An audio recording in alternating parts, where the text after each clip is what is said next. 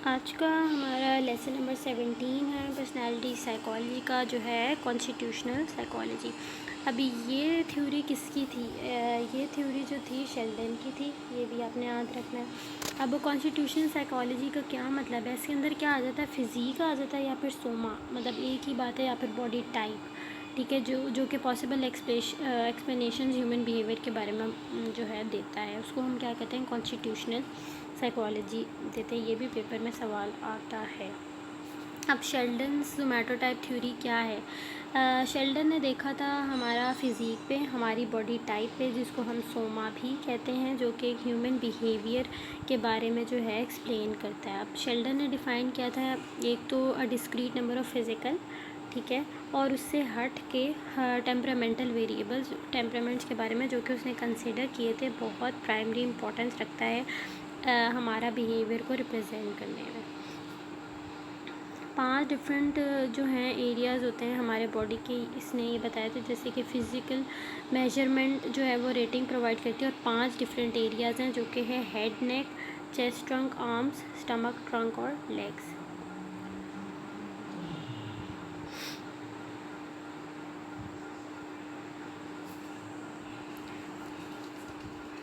अच्छा, यहाँ पे अब इन्होंने बात की, ये एक शेल्डन की कॉन्स्टिट्यूशनल वो हो गई थ्योरी हो गई। यहाँ पे उन्होंने डिफ़ाइन किया था, अभी इनके नाम ज़रूर आप याद रखिएगा। यहाँ लिखा हुआ है, in the measurement of physique Kretschmer was surprisingly systematic और पेन्स टेकिंग। अब इसने जो थे 3 फंडामेंटल फिज़िक्स के जो थे वो पॉइंट्स दिए थे। अब पहला क्या था?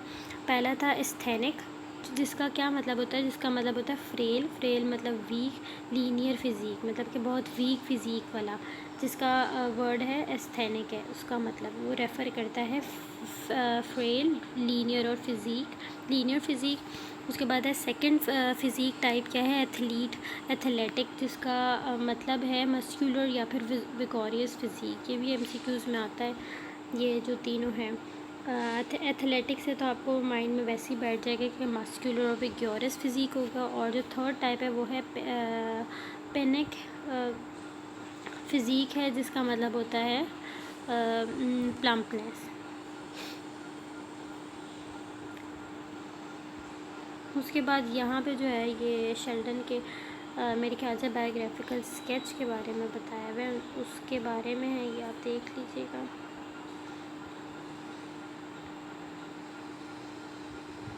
अच्छा, यहाँ पे जो है ये प्राइमरी कंपोनेंट्स हैं फिज़िक ऑफ फिज़िक, ठीक है, ये डायमेंशंस हैं फिज़िक के। यहाँ पे इन्होंने पहला जो कंपोनेंट है वो बताया हुआ है एंडोमॉर्फी। एंडोमॉर्फी का क्या मतलब है, जिसमें इंडिविजुअल जो है बहुत ज़्यादा हाई होता है, ठीक है, who is high in this component, इस कंपोनेंट में बड़ा हाई लेवल पे होता है, ठीक है, और लो लेवल होता है in both of the others, is characterise by softness और स्पेरिकल अपीयरेंस। मतलब कि यहाँ पे जो है कंसिस्टेंट सॉफ्टनेस होती है, और ऐसी क्वालिटी होती है जो कि अंडर डेवलप्ड होती है, और बोन एंड मसल, और relatively low surface mass ratio होता है। यहाँ पे क्या होता है कि इंडिविजुअल बड़ा लो स्पेसिफिक ग्रेविटी में होता है और फ्लोट करता है, जैसे पानी में नहीं ऊपर आप फ्लोट कर रहे होते, तो स्पेसिफिक ग्रेविटी जो होती है बड़ी लो होती है। और उसके अलावा यहाँ पे हाईली डेवलप्ड होता है इन दिस फिज़िक, और उसके जो एलिमेंट्स हैं वो क्या होता है, वो प्राइमरीली डेवलप्ड होते हैं एज एन, ये इतना कोई करने की ज़रूरत नहीं है, ये स्टार्ट का ही जो है बस इम्पोर्टेंट है। जैसे कि पहला कंपोनेंट एंडोमॉर्फी हो गया, सेकंड कंपोनेंट मेसोमॉर्फी हो गया, जो कि हेवीली डेवलप्ड होता है इस कंपोनेंट में। सबसे ऊपर हमने पढ़ा था हाईली डेवलप्ड, यहाँ पे क्या है, मेसोमॉर्फी में हेवीली डेवलप्ड है, और इसमें क्या होता है, इसमें बड़ा हार्ड और रेक्टेंगुलर जो है फॉर्म होती है बोन और मसल की, और यहाँ पे जैसे कि बॉडी बड़ी स्ट्रॉन्ग होती है, जैसे कि एथलेटिक के ऊपर हमने पढ़ा था, उसमें इसमें भी वही है, स्ट्रॉन्ग है, टफ़ है, रेजिस्टेंट टू एनर्जी है, बड़ी हार्ड फॉर्म में जैसे हमारी बॉडी होती है। तो ये मेसोमॉर्फी हो गया। उसके बाद जो थर्ड है वो है एक्टोमॉर्फी, ये बड़ा अपर स्ट्रीम कंपोनेंट होता है, इसमें बड़ी फ्रेजाइल, और जैसे कि हमने ऊपर पढ़ा था उसी को इन्होंने डिफरेंट फॉर्म में बस डिफ़ाइन किया हुआ है। लीनियर और फ्रेजाइल मतलब बहुत वीक और बड़ी फ्लैटनेस होती है चेस्ट में, और डेलिकेसी होती है द बॉडी, और इसमें जो है बड़े थिन मसल्स होते हैं और बड़े लाइट मसल्स होते हैं, जैसे कि आप एक वीक इंडिविजुअल होता है, तो ये बस उसको डिफ़ाइन किया हुआ है दूसरे लफ्ज़ों में। उसके अलावा सेकेंडरी कंपोनेंट्स क्या हैं? डिस्प्लेजिया। अब डिस्प्लेजिया क्या है, ये भी क्रिस्टमर ने दिया था। इसमें शेल्डन ने क्या यूज़ किया था? शेल्डन ने यूज़ किया था डिस्प्लेजिया का मतलब ये कि कोई भी इनकंसिस्टेंट और अनइवन मिक्सचर होता है तीन प्राइमरी कंपोनेंट्स का, जो कि हमारे बॉडी के रीजन्स होते हैं, मतलब कि बड़ा इनकंसिस्टेंट और अनइवन, जिसमें डिसहार्मनी होती है हमारे फ़िज़ीक के अंदर। फॉर एग्ज़ाम्पल अगर हम बात करें हेड और नेक की, एक सोमैटोटाइप है और लेग्स जो हैं अदर, मतलब कि एक अनइवन जो कि कंसिस्टेंट नहीं है। जैसे कि हमारे हम फॉर एग्ज़ाम्पल हम अपने बॉडी पार्ट्स के बारे में बात कर लें तो अनइवन और इनकंसिस्टेंसी, मतलब कि हमारी जैसे कि 5 फिंगर्स हैं तो कुछ जो हैं छोटी बड़ी हैं, तो ये एक अनइवन जो है स्ट्रक्चर हो गया। तो मतलब उन्होंने इस चीज़ के बारे में बात की जो कि एक इनकंसिस्टेंट और अनइवन स्ट्रक्चर होता है हमारे इन तीनों बॉडी पार्ट्स के, उसमें क्या कहते हैं, बॉडी पार्ट्स में। जैसे कि अभी ऊपर हमने एक्टोमॉर्फी मीज़ोमॉर्फी पढ़ा, तो इन सब चीज़ों को मिला के जो अनइवन एक मिक्सचर बनता है उसको हम डिस्प्लेजिया कहते हैं।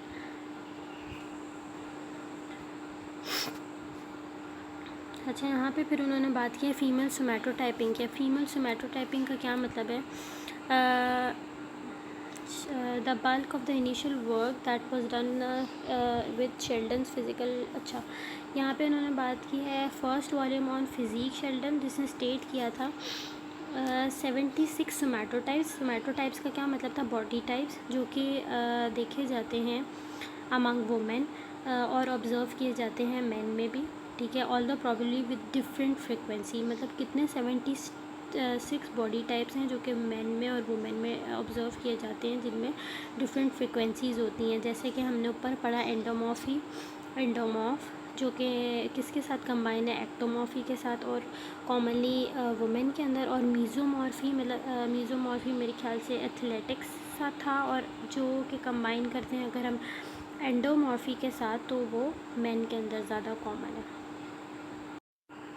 ये चैप्टर नंबर 18 है, जो कि वही शेल्डन की सोमैटोटाइप थ्योरी चलते हुए आ रही है, जो कि हम पढ़ चुके हैं फिज़िक्स के बारे में, डिस्प्लेजिया, फीमेल सोमैटोटाइपिंग। अब हम आगे देखते हैं कि क्या है।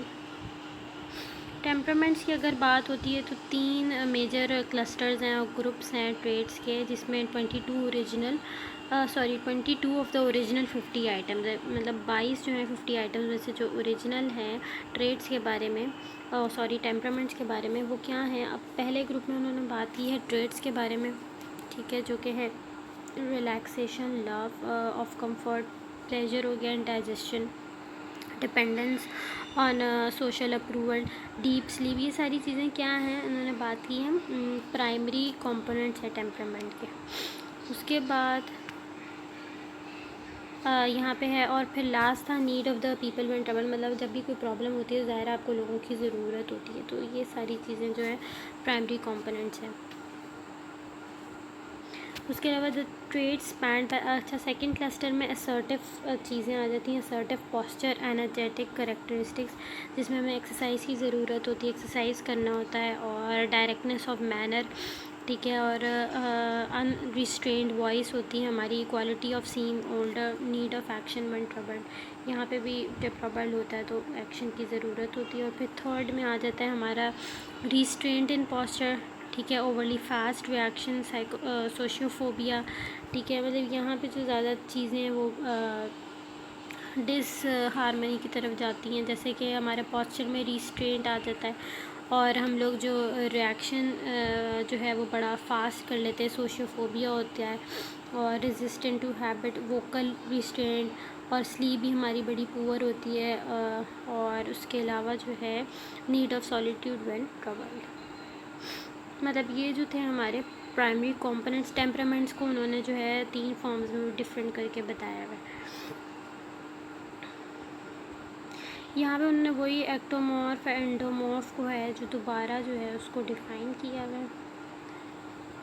उसके अलावा आ जाते हैं अनकॉन्शियस प्रोसेसेस। अनकॉन्शियस प्रोसेसेस में क्या है कि इसके अंदर बात की गई है if the individual knew more about the structure of his body and the biological factors at work within it, it would be more conscious of। अच्छा, यहाँ पे उन्होंने बात की कि अनकॉन्शियस डिटर्मिनेंट्स जो हैं वो बहुत इंपॉर्टेंट होते हैं हमारे बिहेवियर में। जैसे कि शेल्डन ने जो था वो एक्सेप्ट किया था और उसने जो है इक्वलाइज़ किया था इन डिटर्मिनेंट्स को बायोलॉजिकल फैक्टर्स के साथ। उसने कहा था कि अगर हम लोगों को अपनी बॉडी स्ट्रक्चर के बारे में, बायोलॉजिकल फैक्टर्स के बारे में ज़्यादा से ज़्यादा पता चल जाए तो हम लोग बड़े कॉन्शियस हो जाएंगे अपने बिहेवियर को लेकर।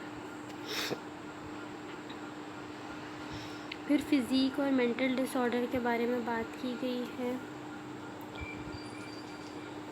यहाँ पे उन्होंने बात की गई है कॉन्स्टिट्यूशनल साइकोलॉजी जो है सिर्फ हमें नई जो है वो विस्टार्स मतलब कि नई आइडियाज़ ही नहीं प्रोवाइड करती अंडरस्टैंडिंग के हमारे बिहेवियर के बारे में, बल्कि वो हमें ऐसी चीज़ें ऑफ़र करती है जिससे हमें अपना और ज़्यादा जो है अपने बारे में जो है हम अंडरस्टैंड कर सकें, अपने बिहेवियर के बारे में, हमें अपने साइकोलॉजिकल मेंटल बिहेवियर के बारे में, एबनॉर्मलिटीज़ के बारे में ज़्यादा से ज़्यादा जो है वो हमें नॉलेज दे सके।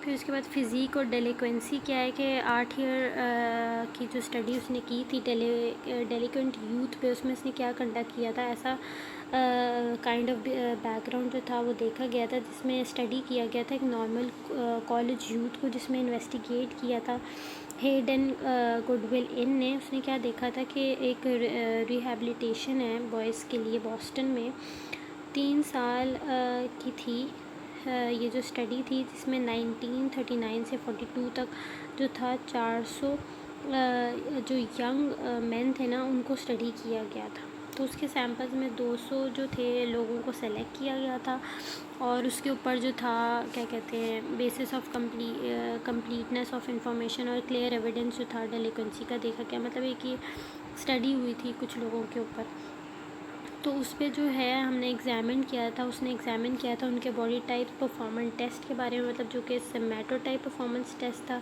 और फिर उसके ऊपर डिफरेंट रेटिंग्स ही थी कि किसके किस तरह के जो है बिहेवियर हैं।